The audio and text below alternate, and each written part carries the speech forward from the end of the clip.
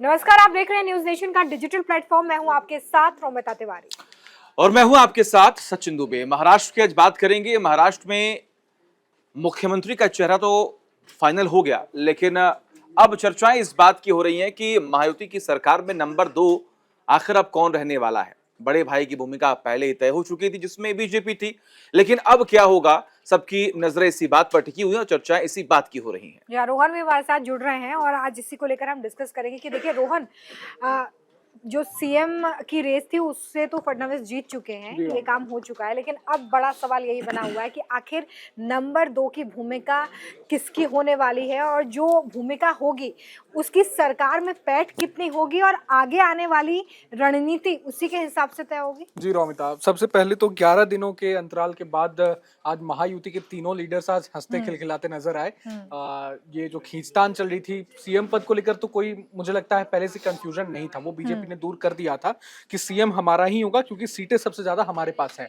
अब मंत्री पद को लेकर टसल चल रहा था और खींचतान चल रही थी, लेकिन तीनों नेता एक साथ बैठे और देवेंद्र फडणवीस ने भी बोला कि हम तीनों एक हैं और शपथ ग्रहण कल होगा 5 बजे 5 दिसंबर को।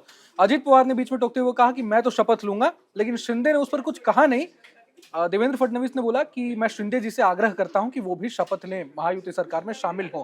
तो जाहिर तौर पर शपथ तो वो लेंगे ही, लेकिन अब सबसे अहम बात यह कि शिंदे और अजित पवार गुट में से ज्यादा पावर किसके पास रहेंगी, ज्यादा पावर इन द सेंस कि ज्यादा मंत्रालय और विभाग किसे मिल सकते हैं, डिवाइड होगा। तब ये समझ में आएगा कि आखिर कौन जो है वो बीच वाला भाई है, क्योंकि जो एनसीपी नेता है छगन भुजबल, उन्होंने इस बात का जिक्र किया कि हमारा स्ट्राइक रेट ज्यादा है, इसीलिए हम 2 नंबर की पार्टी हैं। आप जरा बताइए, क्योंकि जो आंकड़े सामने आए थे 132 सीटें बीजेपी के पास, शिंदे गुट के पास लगभग 57 सीटें मेरे ख्याल से और 41 सीटें मेरे ख्याल से अजित गुट के पास। अब स्ट्राइक रेट, वोट शेयर, क्या पैमाना हो सकता है? देखिए, छगन भुजबल ने कहा कि स्ट्राइक रेट के लिहाज से हम आगे हैं, तो हमें ज्यादा मंत्रालय और विभाग मिलने चाहिए। स्ट्राइक रेट उतना इंपॉर्टेंट नहीं है, सीटें ज्यादा इंपॉर्टेंट है। स्ट्रेंथ के लिहाज से म्यूचुअल अंडरस्टैंडिंग तो इंपॉर्टेंट है ही, लेकिन सीटों के लिहाज से भी एकनाथ शिंदे की पार्टी ज्यादा आगे है, 57 सीटें हैं। लेकिन दूसरी तरफ छगन भुजबल एक तरफ ये बातें कह रहे थे और पिछले 2 दिनों से अजित पवार भी दिल्ली में मौजूद थे, अमित शाह के साथ बैठक। लेकिन नंबर्स जो हैं वो क्या पवार की पावर को इंक्रीज कर सकते हैं? देखिए, पवार की पावर को इंक्रीज करेंगे या नहीं नंबर, ये तो बात की बात है, लेकिन अभी तक जो हमारे पास खबरें हैं, जो मीडिया रिपोर्ट्स के हवाले से, उसके मुताबिक शिंदे और अजित पवार दोनों की पावर लगभग सेम रहने वाली है। क्योंकि शिंदे पहले से गृह मंत्रालय पर अड़े हुए थे, बीजेपी वो तो देने से रही, उन्हें झटका लगी गया।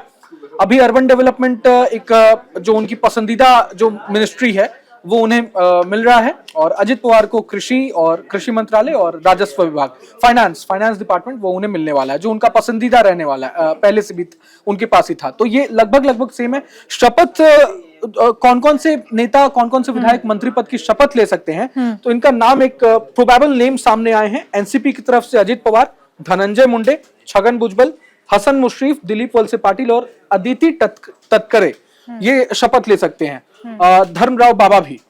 शिवसेना की तरफ से महज 5 नाम ही सामने आए हैं। एकनाथ शिंदे, दीपक केसरकर, उदय सामंथा, शंभूराज देसाई और गुलाबराव पाटिल। तो शपथ लेने वाले में तो खैर अभी अजित पवार गुट की तरफ से ज्यादा नेता शामिल हो रहे हैं, लेकिन मंत्रालयों का बंटवारा किस तरह से किया जाता है, इसको लेकर अभी भी मीटिंग अभी चल रही है महायुति खेमे की। क्योंकि अभी सरकार गठन के बाद ये पहला कैबिनेट होगा जिसका गठन होगा, उसके बाद कैबिनेट एक्सपेंशन होते हैं और जिस विभाग में जो बेहतर कर सकता है उसको लेकर भी याद रखा जाता है। अब देखिए सचिन, यहाँ पर यह भी महत्वपूर्ण हो जाता है कि अब जो नंबर 2 की लड़ाई है वो खत्म होने के बाद वो समन्वय, वो कोऑर्डिनेशन भी बिठाना होगा, जो एक बड़ी चुनौती हो सकती है, क्योंकि इस बार पहले जैसा कुछ नहीं है। अगर पहले के समीकरण आप देखें तो एकनाथ शिंदे जो है वो पार्टी से अलग होकर आए, उनका जो एक पावर है वो उस वक्त इंक्रीज हुआ, जिसकी वजह से बीजेपी कहें आप चाहे एनसीपी कहें, वो थोड़े नीचे जरूर थे, लेकिन इस बार नंबर्स के मामले से लगभग सब एक ही भूमिका में नजर आ रहे हैं। देखिए, कि आपने कहा कि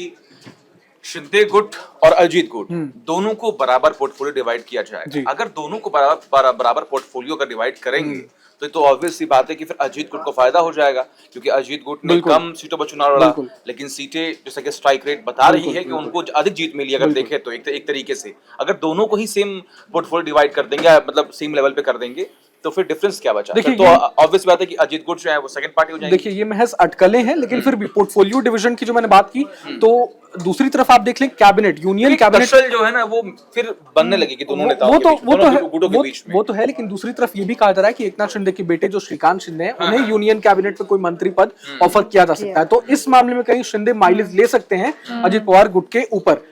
लेकिन दूसरी बात, जैसे रोमिता आपने जिक्र किया कि अब आगे क्या होगा, तो आप देख लें आज जिस तरह से बीजेपी विधायक दल की बैठक हुई, इससे पहले कभी भी विधान भवन में बैठक नहीं होती थी, और बैठक का लाइव टेलीकास्ट कभी नहीं होते हमने देखा था हमेशा। चाहे आप देख लें पिछले चुनाव हरियाणा में देख लें या तमाम कहीं और भी देख लें, लेकिन आज पूरा लाइव टेलीकास्ट किया गया। देवेंद्र फडणवीस को सबके सामने चुना गया, सी आर पाटिल वहां पर उनके नाम की पेशकश उन्होंने की, और निर्मला सीतारमण पर्यवेक्षक तमाम मौजूद थे, विजय रूपाणी भी। तो जिस तरह से लाइव टेलीकास्ट, ये कहीं ना कहीं बीजेपी का कॉन्फिडेंस दर्शाता है कि हम इस वक्त पावर में हैं और फुल कॉन्फिडेंस के साथ हम मुझे लगता है बीजेपी की स्ट्रेटेजी भी है रोहन, ये दिखाने की कि महायुति में सब ऑल इज वेल है, और बीते दिनों जो 12 दिन का वक्त लग गया ये बताने में कि हम किससे मुख्यमंत्री बनाने जा रहे हैं, कौन मुख्यमंत्री होगा, इसके बाद एक विपक्ष को भी मौका मिलता है यहाँ पर ये कहने का कि महायुति में खींचतान है जिसकी वजह से इतना समय लग रहा है। तो एक मैसेजिंग करने की कोशिश शायद इस टेलीकास्ट के जरिए की गई है, लेकिन अंदर खाने जो अब एकनाथ शिंदे के सीएम ना बनने की कसक होगी, फिर अगर गृह मंत्रालय उन्हें जाता भी है तो वहां पे एक सुचारू रूप से काम करने की होगी, और फिर सरकार के साथ समन्वय बनाने की चुनौती भी होगी। ये आपको कितना आसान लगता है? देखिए रोमिता, कोई भी सरकार, अगर फॉर एग्जांपल बीजेपी अभी पावर में है, उसका सीएम है, तो कोई भी ये नहीं चाहेगा कि सीएम रहते हुए गृह मंत्रालय हम किसी और दल के नेता को दे दें, क्योंकि गृह मंत्रालय ही अगर सीएम के पास नहीं है तो आप राज्य कैसे चलाओगे? पुलिस आपके पास नहीं है, लॉ एंड ऑर्डर आपके पास नहीं है। एग्जांपल आप राजस्थान देख लो, जब सचिन पायलट ने बगावत कर दी थी, उस वक्त गृह मंत्रालय सीएम अशोक गहलोत के पास था, तब फोन टैपिंग उन्होंने करवाया था उसी की मदद से, पुलिस की मदद से। लेकिन अगर वही आपके पास नहीं रहेगा, कल को अगर ऐसा कुछ होता है राज्य में, तो आप कैसे हैंडल करोगे? कुछ नहीं आप कर पाओगे। उसके बाद तो ये साम दाम दंड भेद जो होता है, ये आप कुछ नहीं उसके बाद कर पाओगे। तो ये नेगोशिएशन बस बीजेपी ने प्रेशर पॉलिटिक्स है कहीं ना कहीं ज्यादा मंत्रालयों को लेकर, यही था, और लास्ट तक सब सुलझ भी गया, यही मेरा मानना है। आगे अब इससे लेकर क्या होता है, अमित शाह ने तो रिपोर्ट कार्ड जो मांगी थी उसके मुताबिक यही था कि जो भी मंत्री बनेंगे काम के बेसिस पर, परफॉर्मेंस बेसिस पर बनेंगे। चाहे पहला एक खबर ये भी सामने आ रही थी कि अभी भी मुलाकात का जो दौर है वो लगातार जारी है जी सचिन, और शायद मेरे ख्याल से अजीत पवार ये कहते हुए सुनाई दिए थे कि अभी एक बार फिर से मुलाकात मुझे करनी है, और मुलाकात के बाद ये फाइनल होगा कि आखिर कब और कितने पोर्टफोलियो जो है जिसको डिवाइड होंगे।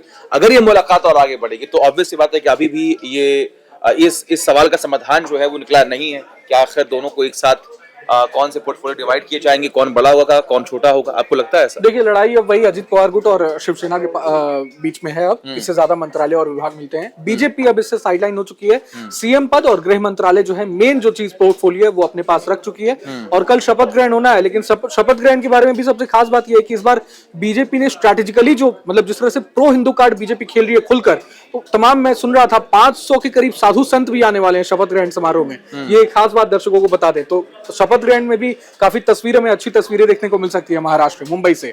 तो ये तमाम बड़ी बातें हैं, लेकिन वही लड़ाई अब शिंदे गुट। तो महाराष्ट्र में समुद्र जो है वापस लौट आया, ये इसलिए मैं कह रहा हूँ क्योंकि देवेंद्र फडणवीस ने विधानसभा में कहा था कि मेरा पानी उतरता देख मेरे किनारे पर घर मत बनाना, मैं समंदर हूँ और वापस लौट के आऊंगा। तो अब आप समझिए कि जो उन्होंने कहा था वो उन्होंने पूरा कर दिया, समंदर वापस लौट कर आ चुका है। लेकिन अब देखना होगा कि आने वाले वक्त में जो 2 और पार्टियां महायुति में है, आखिर उसमें किसको कौन सा पोर्टफोलियो डिवाइड बीजेपी करती है। और ये जो समन्वय की बात लगातार सामने आ रही है, यानी कि आने वाले वक्त 5 साल में ये समन्वय किस तरीके से बैठेगा, जनता के हित में किस तरीके से काम होगा, सबकी नजर इस बात पर टिकी हुई।